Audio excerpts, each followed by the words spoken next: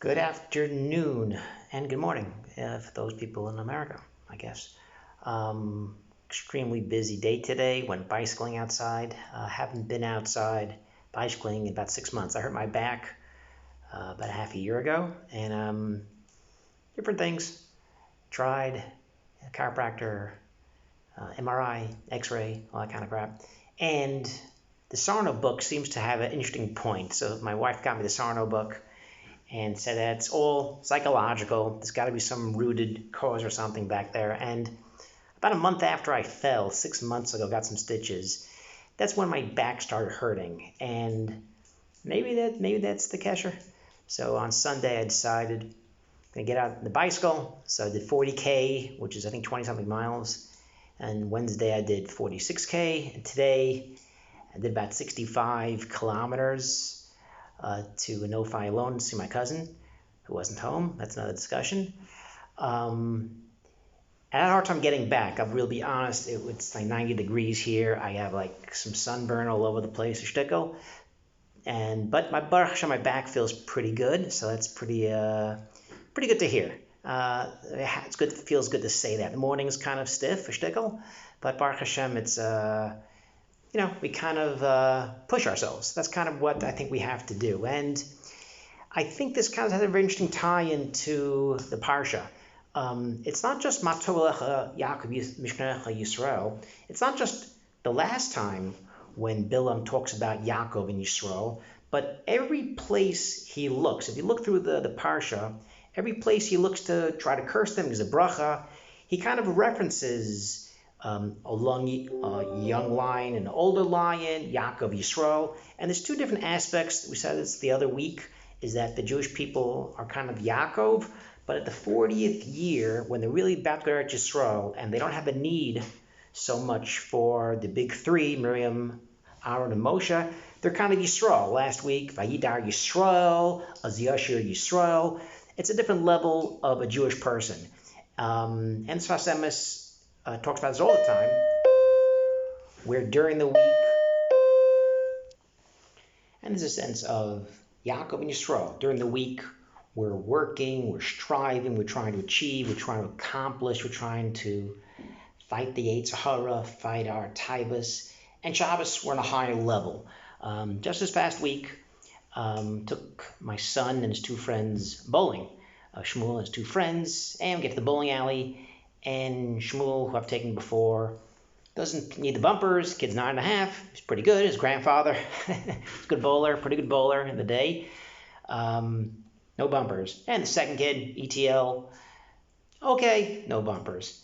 And the third little child, Ephraim, who's like half the size of the other two, no, I need bumpers. And I'm thinking, well, I think you could do without the bumpers. You're 9.5, you're almost 10. You could probably do without the bumpers. And I figured also, I'm probably paying for this. Haven't sent any money back, which is fine. Not too expensive. And the kid, he was masking. Okay, no bumpers. First two frames, my kid's in the lead. This ETL kid is in second. And this Ephraim kid, Zippo, got weak arms. Lashon Hara, I guess. But he's trying 2 pins, 3 pins, 4 pins.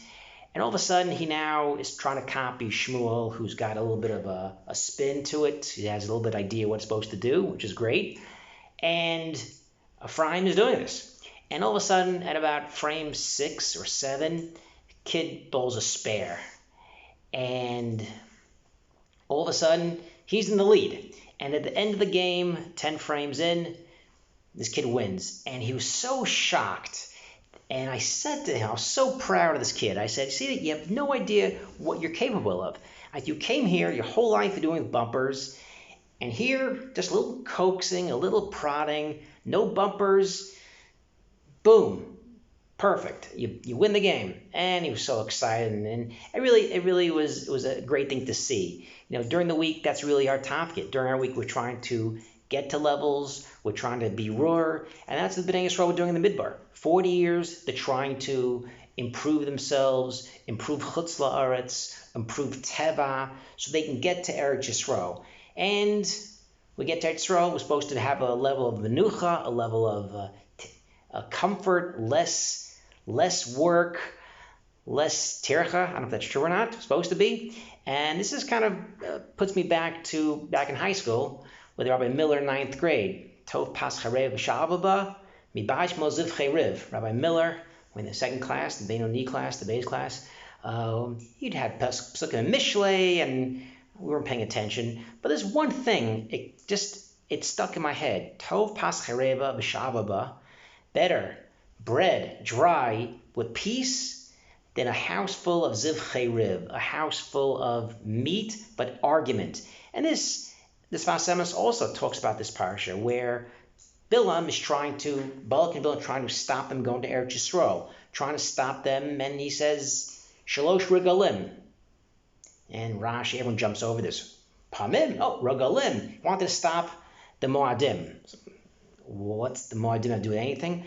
It's the Moadim that really had an effect on the Jewish people in Eretz Yisrael. The kesher of a Jew in Eretz Yisrael is the Moadim. 3 times a year you go to the Beis Hamikdash, you see the Avoda, and it's also the point of being happy with yourself, being happy with less, being a simple life. Pesach, no more behema, no more taivas we're trying to.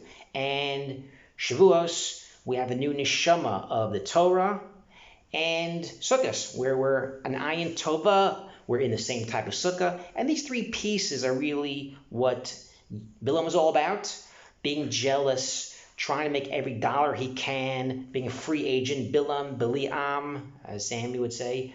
And being a free agent, just anything for $1, that's Bilam. Jealous of people, whatever he could do to kind of mess people up for the dollar, that's what he's doing. As opposed to a Talmud of Abraham. You're happy with a simple life, you're happy with what Hashem gives you, and if the next guy has a Tesla, or the next guy has the fancy car, Baruch Hashem, that's what Hashem wanted to give him. It doesn't mean that you're going to have a horrible life, or you're not going to succeed, or you may be succeeding, but this is a different cheshbon. And that part of being happy with yourself, and during the week struggling and trying to work, and being happy and satisfied on Shabbos, 2 important lessons.